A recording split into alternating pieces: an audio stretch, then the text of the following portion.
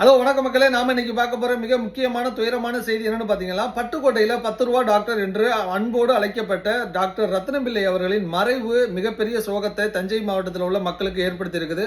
இது ஏன் இப்படி இவ்வளவுக்கு எல்லாரும் கவலைப்படுறாங்க அப்படின்னு பாத்தீங்கன்னா, இவர் 1.5 லட்சத்துக்கு மேற்பட்ட மகப்பேறு மருத்துவம் பார்த்திருக்கிறாரு. யாரும் இது வரைக்கும் இறந்தது கிடையாது. இவர் கட்டணம் அப்படின்னு சொல்லும் போது இப்போதைக்கு உள்ள கட்டணம்லாம் உங்களுக்கு தலையே சுத்திரும். வெறும் 2 ரூபாயில ஆரம்பிச்சது 1959 கடைசியா இவர் 10 ரூபா வாங்கினதுனால வேற 10 ரூபா டாக்டர் அப்படின்னு மக்கள் எல்லாம் அன்போடு அழைக்கப்படுவாங்க. கொரோனா டயத்தில் பார்த்தீங்கன்னா அவருக்கு உள்ள பில்டிங்கில் உள்ளவங்களுக்கு எந்த ஒரு வாடகையும் ஒரு 6 மாதத்திற்கு வாங்கவில்லை. அடுத்ததாக பார்த்தீங்கன்னா முதலமைச்சரோட நிவாரண நிதிக்கு 1 லட்சத்துக்கு மேற்பட்டு கொடுத்துருக்காங்க. இவருக்கு சொந்தமாக நிலத்தை 1 கோடி மதிப்புள்ள நிலத்தை தானமாக வழங்கியிருக்காரு. இப்படி பல நல்ல விஷயங்களை யாருக்கும் ஒரு பப்ளிசிட்டி இல்லாமல் செஞ்சிருக்கிறாரு.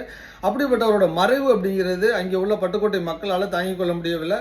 அது எல்லாரும் ஒவ்வொரு வீட்டில் ஒரு துயர செய்தி நடந்ததாகவே அவங்க நினைச்சுக்கிட்டு இருக்கிறாங்க. இப்படி ஒரு மருத்துவர் இன்னைக்கு சரி இனிமையும் நம்ம பார்க்க போறோமா அப்படின்னா கண்டிப்பா முடியாது.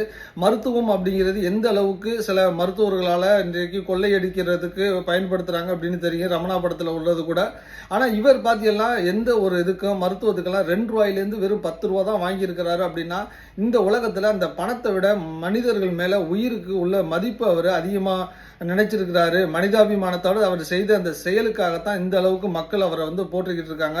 அவருடைய மறைவு அப்படிங்கிறது அனைவருக்கும் ஒரு இழப்பு தான். அவரோட புகழ் என்றும் நிலைத்திருக்கு என்று கூறி அவரை பற்றின ஒரு தகவலா இதை உங்களை பகிர்றேன். உங்களுக்கு அவரை பற்றின ஏதாவது செய்திகள் இருந்தாலும் கீழே கமெண்ட் பண்ணுங்க. அவர் மகப்பேறு மருத்துவம் பார்த்ததுல நானும் ஒருத்தர் அப்படிங்கிறதுல எனக்கும் சந்தோஷம். இது போல ஒவ்வொரு வீட்லையும் ஒவ்வொரு குழந்தையாச்சும் அவரால் மகப்பேறு மருத்துவம் பார்க்கப்பட்டிருக்கும் அப்படிங்கிறதையும் இந்த நேரத்தில் சொல்கிறேன்.